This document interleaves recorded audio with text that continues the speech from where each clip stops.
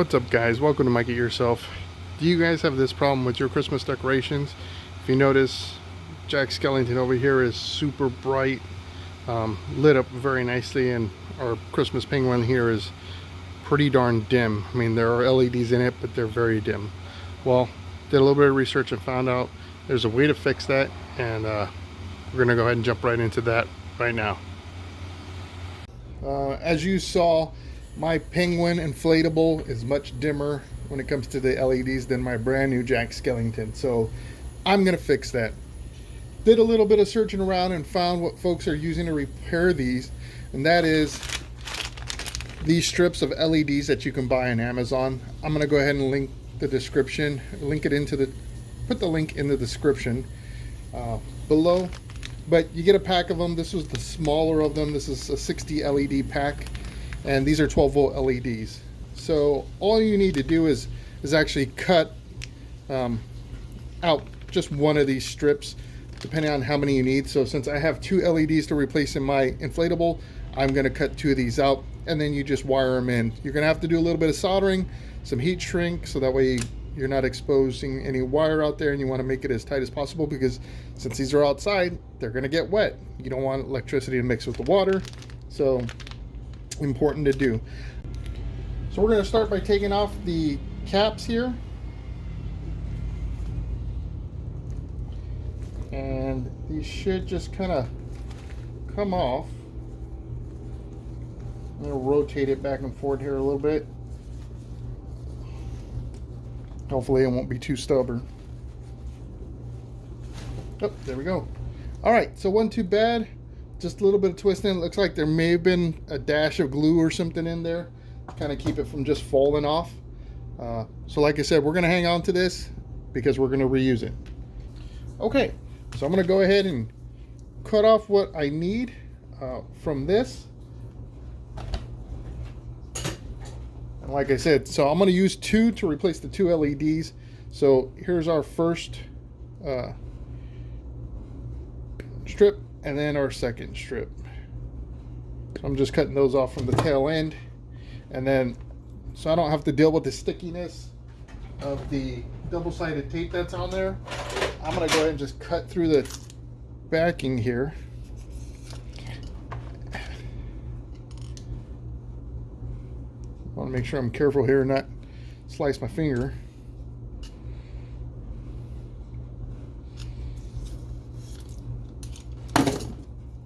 And there we go. So now I've got 2 strips that I can wire in.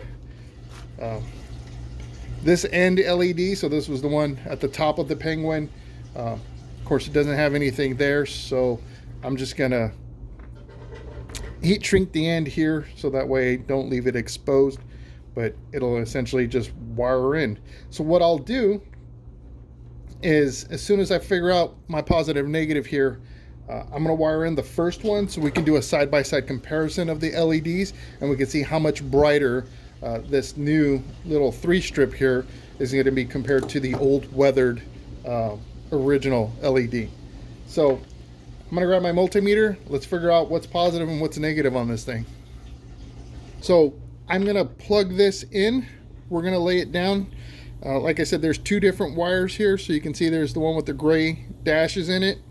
I'm going to take the probes from the multimeter and just kind of pierce it through the wire. I'm going to apply the red to the solid white and the black to the dashed gray. And if my reading shows a negative symbol on the left here, then I know I've got my lead swapped around. And that would mean that the dashed wire is actually the positive and the solid wire is the negative. So this is why you use it. You just want to know. So I'm going to go ahead and plug in the inflatable. Hopefully it ain't going to create too much noise. I've got the fan outside of the inflatable so it doesn't try to blow up here on my table, but it is going to get a little noisy.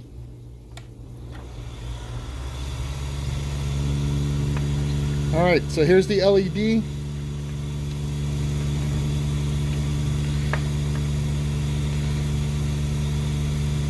Swap hands here.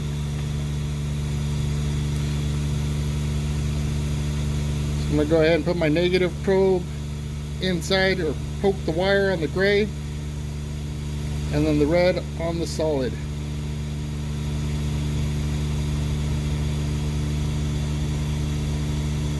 Okay, so if you look on the left side of my meter there, you see that negative? That means I've got my leads swapped. So that tells me that this gray dash line is actually the positive and the solid is the negative. So I'm going to stick my probe into the little hole that I already made so I don't make a whole bunch of holes. And there you go. So I'm getting a reading of 11.4, pretty close to 12 volts. And I know now what the polarity is for these wires. So I've got my soldering iron plugged in. We're up to temp on that.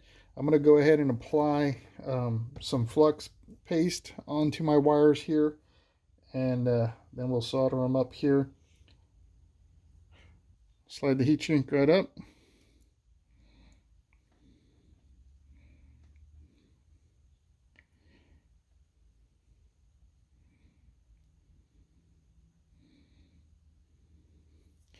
And then to melt my heat shrink, like I had said earlier, I'm just going to use a simple cigarette lighter. Just to kind of heat it up a little bit.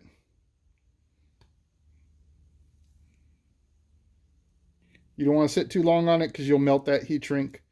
And then you'll be resolving a new problem. Okay, so now we've got that all plugged in or wired up. I'm going to cap this side like I had mentioned, but I'll do that here in a minute. First, what I want to do is go ahead and plug it in, make sure we got good connection, and then show you the difference between these two lights.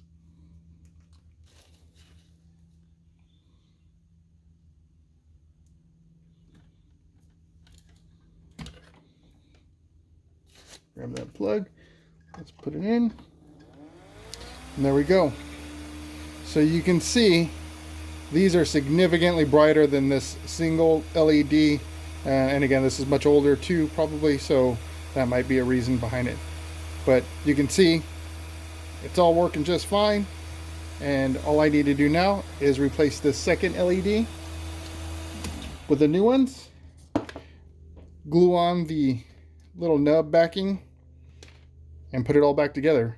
So I'm going to go ahead and work through this second light, and we'll jump back in with the gluing of the nub.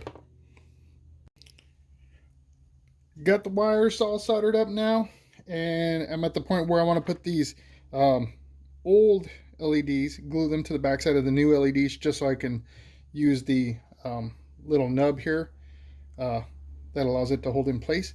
But as I was taking a look at the new LEDs, it kind of confirmed exactly what I was worried about, and that is this double-sided tape they come with is not very good. I mean, I'm peeling it away with very little effort, so that tells me that had I tried to rely on this, I would have to be opening Mr. Penguin up here sooner than later just to fix these LEDs, because they would have fallen off inside of them. So again, kind of lucky, I guess, by making the right decision.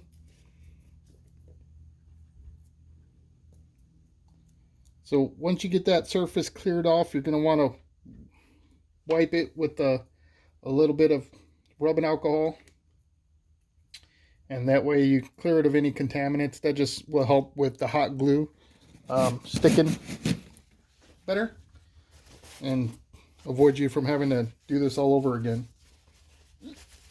So I'm just going to use a shop towel, spray some rubbing alcohol on it, give it a little quick wipe down. So let's go ahead and glue this on. So again, just using simple hot glue. I'm going to go ahead and put it on 2 spots here. Gonna eyeball center it, put her down.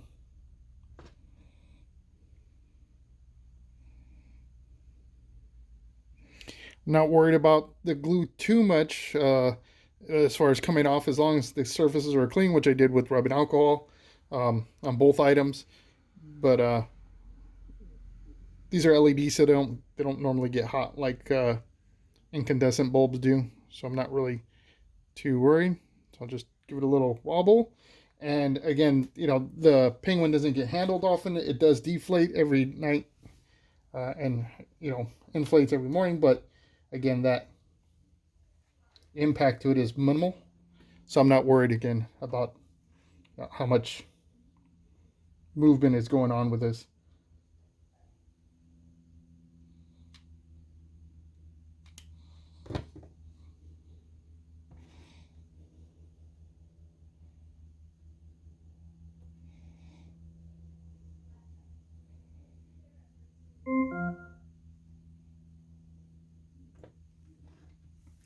Okay, so now I can go ahead and pop it back into the inflatable. I'll secure it with the little covers here. I may add a dab of hot glue to it just to keep it in place, but I also want to make it to where if I ever have to take it off again, I can. I don't want to lock it down and then I'm totally, you know, out of luck if I need to replace these things in the future. I'll make Mr. Penguin last as long as possible. So as soon as I can get this done, we'll get it back outside and hopefully you'll see a nice, bright, shiny penguin standing right next to our new friend, Jack Skellington. All right, guys, so you're seeing the completed product from the LED replacement, and Penguin is a lot brighter than what he was before we started this. So another successful might get yourself project. Thanks for watching the video. I hope you all had great holidays, and if you like what I'm doing, please like, subscribe. If you have any input, anything that I might be doing wrong, or some advice, or if I have a question, let me know, because sometimes I just need help. Leave a comment below. And if you want to make sure you don't miss out on my next video, hit the little notification bell. I produce every Sunday at 9 a.m. Pacific Standard Time, and I hope to see you on the next video.